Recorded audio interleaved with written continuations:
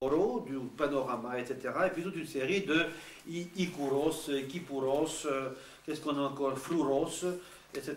Je dis pour notre Filimatelo, pour notre ami qui connaît ces mots. Alors, curieusement, dans la dernière édition de Chantraine, on a plus les explications. En 99, il maintient le rapport avec le germanique, il doute du rapport avec le latin, mais il continue à dire que le mycénien avait l'alternance entre war, ou swor et sor, donc qui reste à l'appui de son ancienne thèse. Il rapproche aussi de l'avestique, haurva, donc haurva avec le H du persan qui correspond à un proto-persan, saurva, donc saurva, servus, on en est très très près, et puis aussi des rapports en hittite et en letton. En ce qui concerne l'introduction de Scherb en roumain, le fait qu'il désigne le cerf, sémantiquement, il apporte le sens de cerf et non pas celui d'esclave, fait penser que c'est un emprunt tardif au français et non pas au latin. Il semble que Mattei Kazaku a pu le dater, mais il faudrait retrouver ça pour compléter, évidemment. Il ne s'agit pas en tout cas d'une évolution interne indépendante d'un servus latin qui aurait donné directement un Scherb. Alors, pour désigner les cerfs, on avait d'autres mots qui étaient courants autrefois. En Moldavie, c'était vecin. Vecin, qui veut dire le voisin aujourd'hui, mais qui désignait à l'époque, et à l'époque de l'arrivée du latin vulgaire dans ces pays, en Dacie, ça désignait le wikinus, c'est celui qui est de la même tribu. Wikinus, c'est Wikus, la tribu, donc Wikinus, celui de la même tribu, à côté de Wikanus, le villageois lui-même. Et la notion de cerf, c'était Rumun, en Munteni, c'est-à-dire ce qu'on appelle localement en Tsara Romaniască, terme dont l'étymologie est transparente et dont l'évolution des formes reste décrite. C'est vrai que l'étymologie est transparente, mais ça ne suffit pas pour faire une étymologie, il faut avoir les différentes étapes d'usage sociolinguistique au cours de l'histoire, et ça n'a pas encore été fait. Maintenant, les termes désignant les esclaves par opposition aux cerfs. On sait que le mot esclave en français n'est pas un terme latin, c'est un mot du latin médiéval, il remonte au XIIIe siècle. Il revient à l'époque où les Germains ont capturé des grandes quantités de Slaves qu'ils ont enslavés, enslavement, d'ailleurs en anglais, et il ne peut apparaître en roumain qu'après le circuit par le français et les langues latines. Pour désigner l'esclave, on a eu essentiellement tziganes, avec un sens social. Alors que quand on voulait parler des Roms au sens ethnique, le mot, curieusement, c'était égyptien. Mot qu'on trouve dans tout un tas de textes jusque vers 1800, qui avait plutôt un sens ethnique, même s'il était mal fondé. En tout cas, c'est ça la situation pour la Monténie. Tziganes, c'était l'ensemble des esclaves, donc à grande majorité roms, mais aussi des Roumains, comme l'a dit Peter tout à l'heure, et j'insiste parce qu'il y avait des Roumains de l'étranger, des Roumains de l'extérieur, des Roumains du sud de Danube, qui ont été réduits en esclavage et qui étaient appelés aussi tziganes, alors qu'ils n'avaient rien du tout de Rome. En Moldavie, la distinction était plus claire.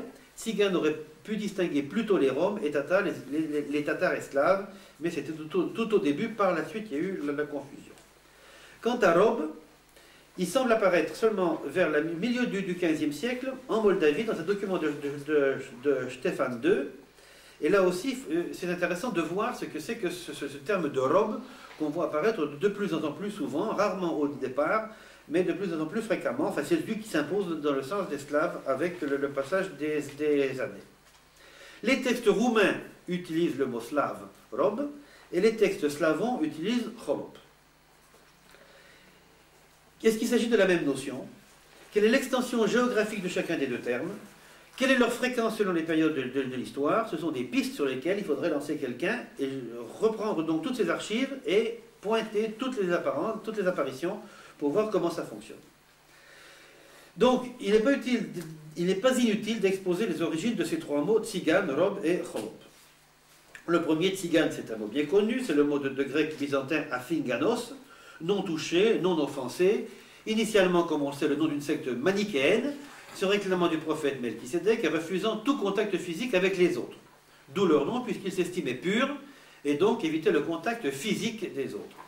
Tout comme les Bogumils, en Bulgarie, Macédoine et Bosnie, les Patarini, en Italie, les Cathares, appelés Bouzomes, en Occitanie, etc. Donc on voit tout de suite que toute analogie avec les intouchables de l'Inde est un contresens fondamental. Aucun rapport également avec les Roms, puisque cette secte circulait bien avant l'arrivée des Roms en Europe, et circulait et pratiquait toutes sortes de magie dans l'Empire byzantin. Influence maximale à la cour de Byzance vers l'an 800, persécuté à partir du 820, disparu au début du second millénaire, non sans avoir profondément impressionné les imaginations.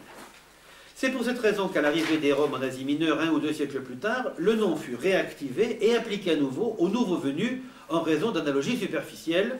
Bon, vous savez que quand le souci des paysans, ça n'est pas de donner une identification ethnique au groupe qui passe. Si c'est des noirs, c'est des noirs. Si c'est des sales, c'est des sales. Et puis, plus on a de péjoratifs, plus ça fait plaisir aux gens, plus ça conforte leur identité.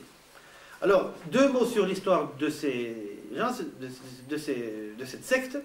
L'un des premiers textes concernant cette secte est dû à Timothée de Constantinople qui écrit. Il écrit ça en 600. Il y a encore à Constantinople une autre hérésie, les Melchisédéquites. Ce sont ceux qui s'appellent aussi Athingani. Ils honorent Melchisédek, roi de Salem, lequel avait apporté le pain et le vin à Abraham dans la vallée de Savina. Et c'est de lui qu'ils tiennent leur nom. Ils vivent en Phrygie et ne sont ni juifs ni païens. Ils observent le samedi et non pas la circoncision. Ils ne permettent à personne de les toucher, et si l'on veut leur donner du pain ou de l'eau, ou tout autre objet, ils ne prennent pas cet objet en main, mais demandent que la chose qu'on leur offre soit déposée à terre. C'est seulement alors qu'ils s'approchent et la prennent. Ils possèdent de la même manière lorsqu'ils veulent donner quelque chose à autrui. C'est à cause de cette attitude qu'ils ne se permettent pas le contact avec les autres, qu'on les appelle Athingani. Ils viennent au Saint-Temple de Dieu car ils ressentent le besoin du baptême salvateur. 200 ans après, Théophane de Constantinople écrit que l'empereur Nicéphore, qui a régné de 802 à 811, était un fervent adepte des manichéens, qui sont aujourd'hui représentés par les Pauliciens, donc une hérésie manichéenne développée en particulier par des Arméniens déportés au 5e siècle, et les Athingani, donc on retombe sur cette secte, qui vivent en Phrygie et en Laconie, ainsi que leurs prophéties et leurs maléfices. Puis à l'époque de l'empereur Michel Ier Rangabé, donc au début du 9e et du patriarche Nicéphore, une grande persécution s'abat sur eux, certains furent chassés, d'autres exécutés, etc. Et ils disparaissent progressivement. Il y eut en Phrygie un nombre de juifs, d'Athingani et autres gens impurs. Et puis un siècle plus tard encore, le patriarche de Constantinople Méthode écrit comment on doit procéder avec ceux qui se convertissent au christianisme. En fait, ils reprennent les mêmes choses que pour les musulmans convertis, les juifs convertis, etc. Il n'y a rien de particulier. Donc, le sujet a été étudié. Il n'a absolument aucune référence aux Roms. Il s'agit vraiment d'une secte qui a disparu avant l'arrivée des premiers Roms. Ça n'empêche pas que le mot a été transposé aux Roms et qu'il a été utilisé ensuite, justement, dans le vocabulaire des Roumains pour désigner globalement ces personnes réduites en esclavage. Alors récemment, une hypothèse séduisante peut-être semble avoir été évoquée par des chercheurs tchèques qui supputent que les Athingani avaient été réduits en esclavage déjà bien avant et que cette servitude avait été le prélude de la réduction en esclavage des Roms. Ou pour intéressante qu'elle soit, aucun n'a cette thèse et elle reste une simple conjecture. Le deuxième mot utilisé, c'est robe. Avec le vocabulaire avait au Moyen-Âge un contingent de lexique slave bien supérieur qu'aujourd'hui. Aujourd'hui, le slave a beaucoup diminué en roumain, mais jusqu'aux grandes réformes et aux grandes importations de lexique au XIXe siècle, le vocabulaire slave était considérable. Et robe est un de ces mots slaves. C'est la racine rabotat, travailler, bien sûr, avec rab, qui n'est pas le vrai mot russe. Le vrai mot russe aurait été robe, mais rab a été emprunté au vieux slave dans le sens de esclave de Dieu, esclave de ses passions, esclave, tous les esclaves au figuré.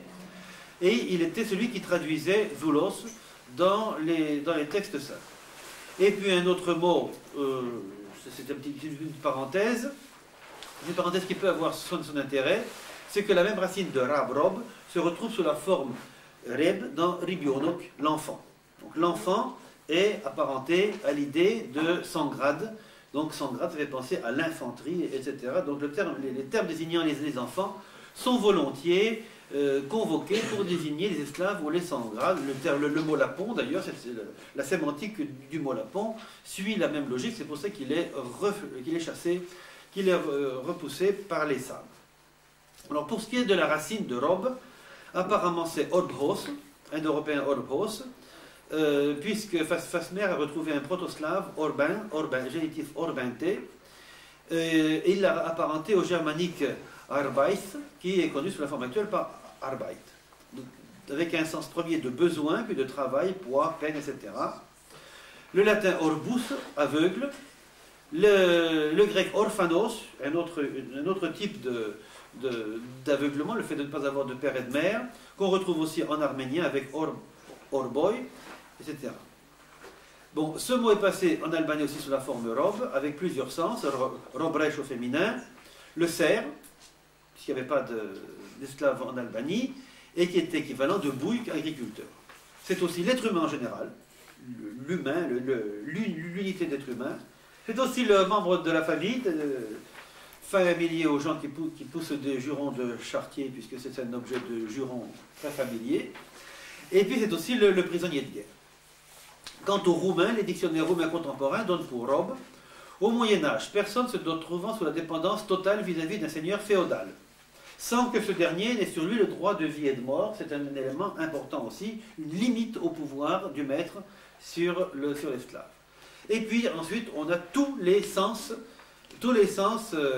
figurés, qui sont personnes qui travaillent physiquement très dur, captifs, détenus, personnes très soumises, personnes croyantes, chrétiens, dans le langage ecclésiastique bien sûr, personnes en relation sociale d'asservissement, de subordination, etc. Et puis dans le dialecte du Bihor, ça veut dire un voleur. C'est pourtant le sens d'esclave qui ressort des textes avec les traits définitoires mentionnés ci-dessus. Tous les autres sont des sens figurés modernes, sauf peut-être détenus. Et le dernier mot sur lequel je voulais vous communiquer quelques impressions, c'est cholop, qui est parfois mis dans les textes sur un pied d'égalité avec robe. Lorsque Étienne le Grand, Stéphane Chelmare, affranchit un tatar et ses enfants, Johanna, il parle du droit des cholop et des tatars, en les mettant en parallèle. C'est-à-dire qu'ils ne seront plus soumis à cholopskim et tatarskim pravomi, ils ne seront plus soumis aux lois des cholop et des tatars. Alors est-ce que ça veut dire des tziganes ou esclaves et des tatars? Est-ce que ça a une parallèle entre les tatars et les cholop qui seraient dans ce contexte des tziganes? Ou est-ce que c'est au contraire un parallèle avec les serfs? Et en tout cas c'est opposé au droit commun, puisqu'il est appelé plus loin voloskim zakonim, terme de volor, vlak, qui est utilisé tout aussi bien en Moldavie qu'en Monténégro. On sait qu'au moins en Moldavie, les Tatars ont constitué une autre classe d'esclaves, d'autant conclure un rapprochement au cholop désignerait, donc c'est la question que je viens de poser. Quant à l'origine de cholop, elle est très problématique, puisqu'elle a été rapprochée de la racine germanique help, half, hilp, hilfen, etc. Pour certains, donc c'est celui qui aide, et on rejoindrait le sens de sluga de tout à l'heure. Pour d'autres, elle a été rapprochée de halb, moitié, dans le sens de moitié humain ou deux nuques. C'était une des... Pour ceux qui sont intéressés, je donnerai les références, je les ai ici en note. Le mot existe encore aujourd'hui dans les langues slaves, très largement, notamment en polonais chłop. Chłop, c'était une formation politique importante sous le communisme, c'était la paysannerie, donc c'était des gens de haut niveau, donc il n'y a rien à voir avec les esclaves. Et en rusnak chlap, qui est l'homme, le bec, le cum. Et donc on pourrait, ça évoque aussi un parallélisme entre mouche qui est l'équivalent de chlop, et moujik avec son état de cerf. Si en Moldavie on a eu des Tatars, donc non roms avec un statut d'esclave, il semble d'une manière un peu semblable, des étrangers au pays aient été réduits en esclavage en Monténégro, concrètement certains Roumains subdanubiens, des non-robes, les mouniaches, et que le terme de tzigane au sens d'esclave leur ait été appliqué. C'est tout un vaste terrain de recherche qui s'ouvre là, et conformément à la vocation de cette conférence, je suggère une nouvelle direction de recherche, très utile, donc en pointant les occurrences pour pouvoir les traiter ensuite. si de tels Roumains ont été réduits, d'une manière ou d'une autre en esclavage, donc appelés tziganes, nous pourrions expliquer aussi l'obstination de certaines autorités de faire considérer comme des Roms qui avaient oublié la langue romanique contre leur volonté et celle des Roms. Voilà. J'avais une note ensuite pour vous dire pourquoi il vaut mieux dire Munteni pour désigner la tsara românească. En gros, je ne sais pas si ça vous intéresse, en fait, c'est parce que le mot, à l'origine, désignait des Belges. C'était Volox. Volox, c'était une tribu qui était dans la Belgique d'aujourd'hui. Et ça signifiait en fait que c'était quelqu'un qui était étranger par rapport aux Allemands, par rapport aux Germaniques. Donc quelqu'un qui parlait une langue celte. Ça va avec Vallon? Ça va avec Vallon. Ça va avec Valstike Manoucha. Ça va avec Walchland. Et le Pays de Galles? Le Pays de Galles également. Welsh, Wales. Ça va tout ça. Ensuite, ça a pris la direction de l'Europe de l'Est. Ça a désigné dans les langues slaves également. Les Slaves ont emprunté ça pour désigner les populations latines et celtes. Par exemple, l'italien en polonais, ça s'appelle Włochy, pour Włosku. À l'italien, en italien, donc Włoch, c'est l'italien. Puis c'était récupéré par les Hongrois qui, eux, ont distingué, ont fait deux emprunts. Olas, qui est l'italien, enfin Olasul, c'est la langue italienne, opposé avec Olah, qui est le terme ancien insultant pour désigner les Roumains. Et qu'aujourd'hui on ne peut plus utiliser parce qu'on aurait tout de suite une note de protestation de l'ambassade de Roumanie. Et puis ça a été même encore plus loin, puisque jusqu'en grec on a Vlahi, et le mot Vlakas même, qui est une insulte.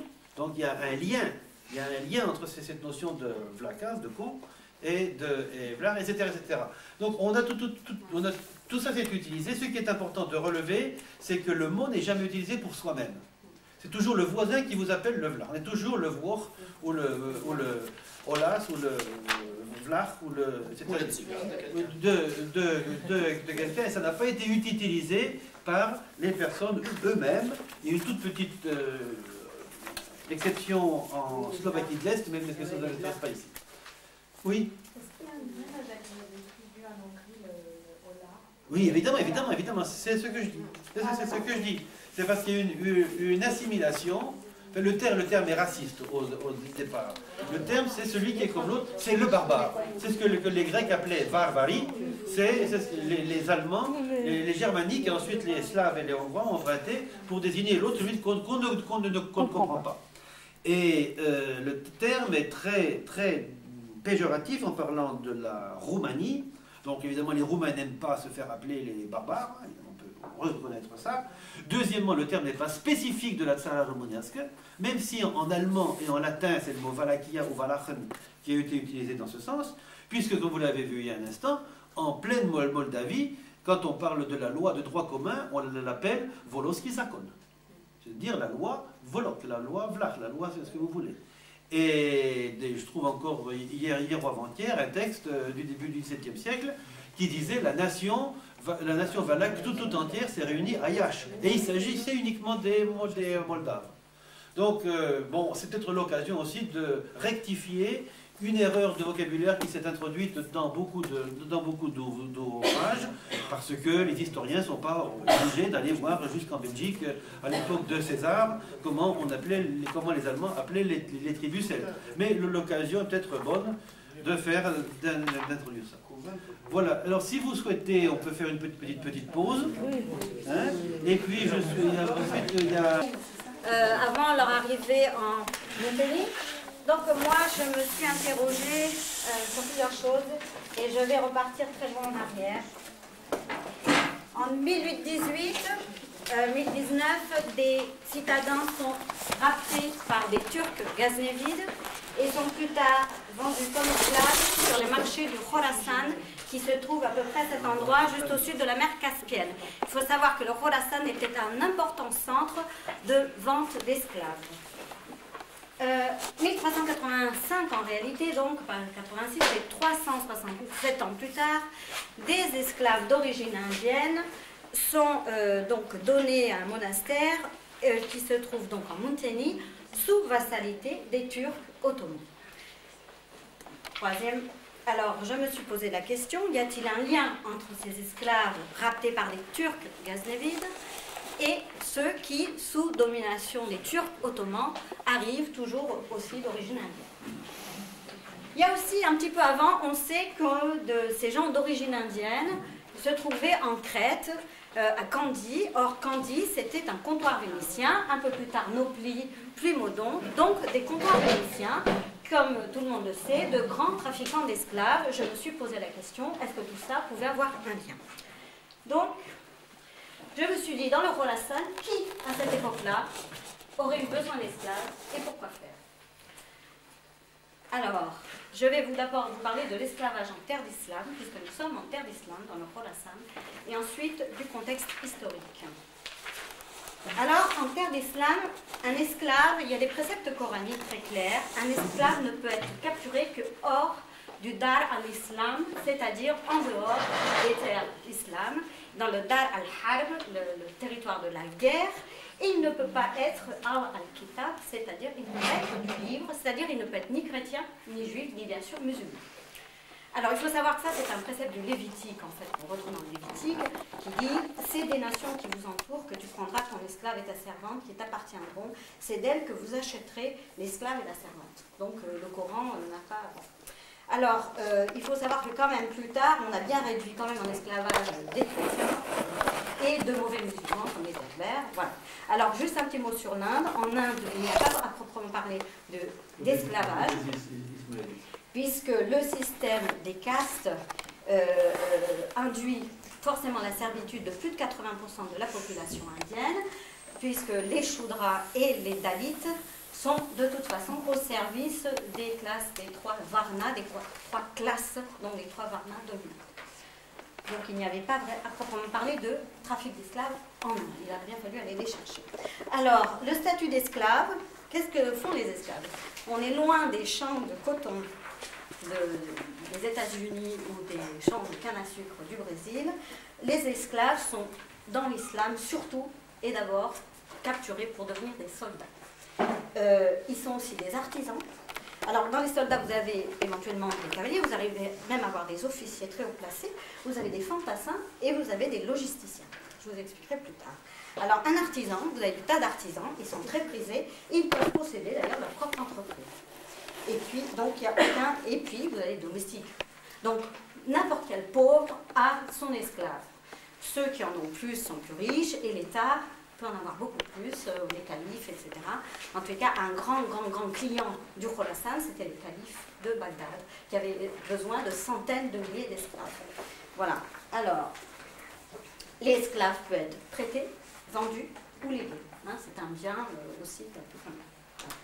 Alors, il faut savoir que les esclaves sont systématiquement maintenus à l'écart.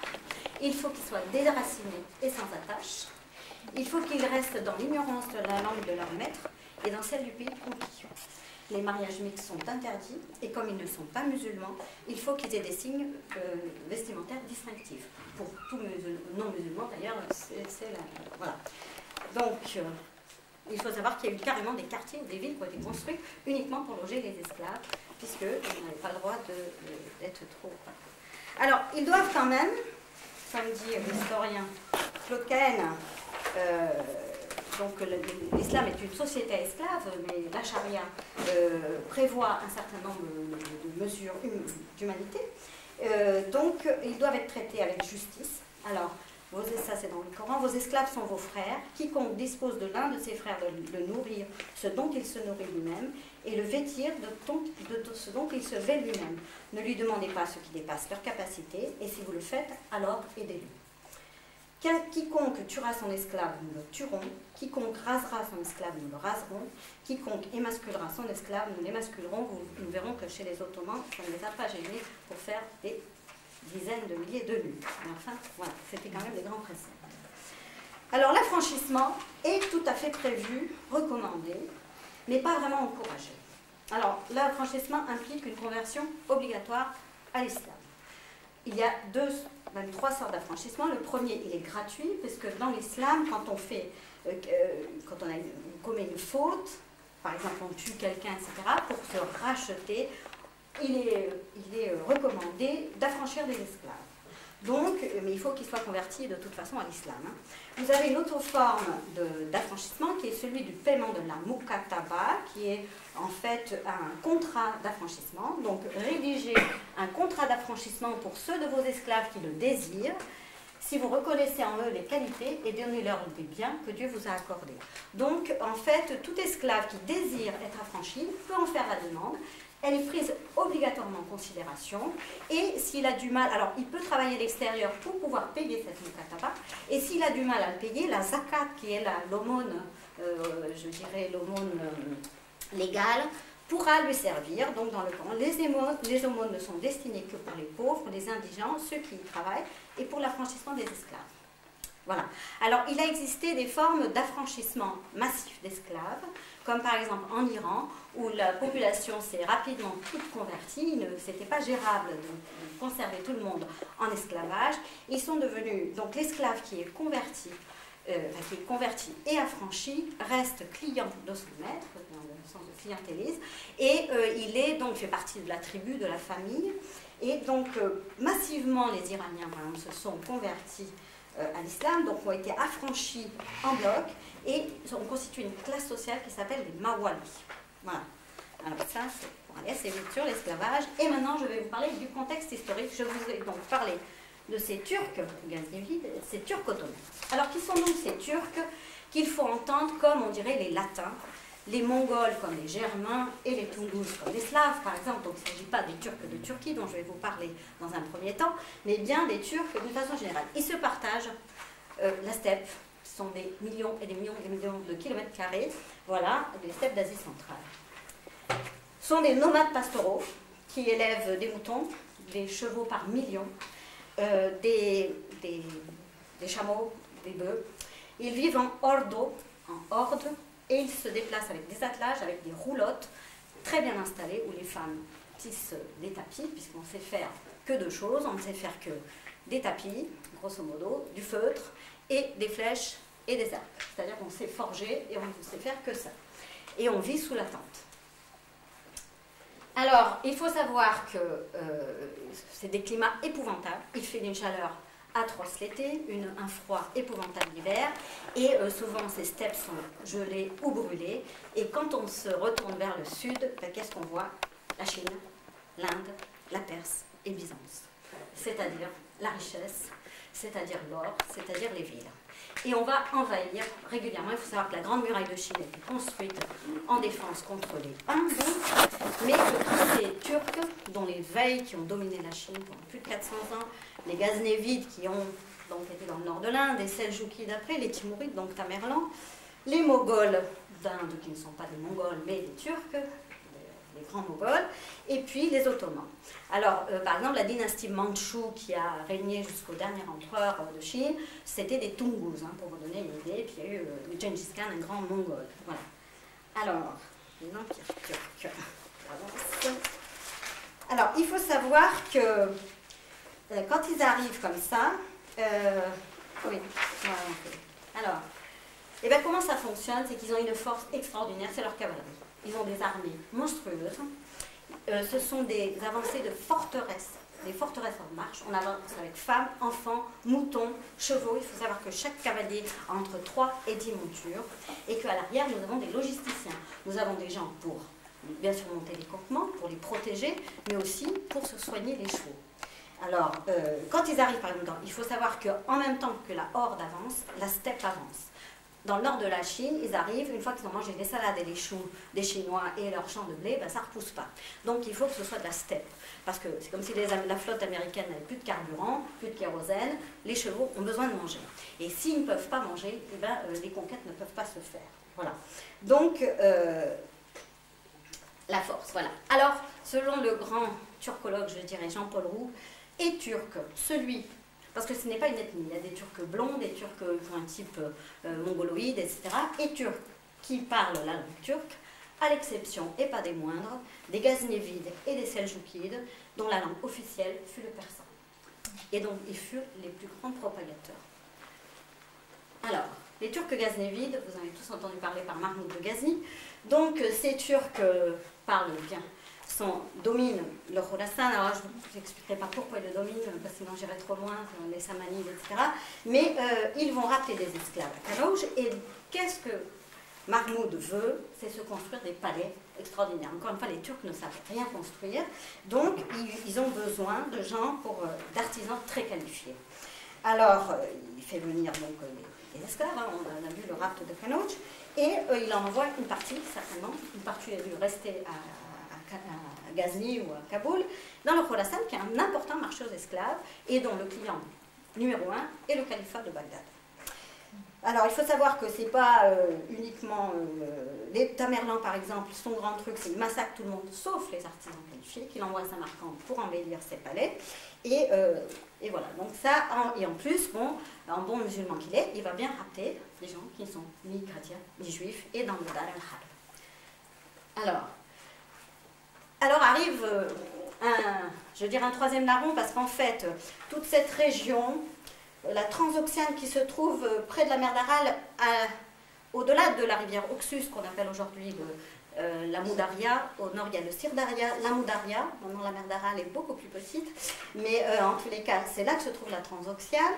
Et au sud, nous avons le Khorasan. Alors, il faut savoir que la Transoxiane appartenait à une autre dynastie turque qui s'appelait les Karakhanides.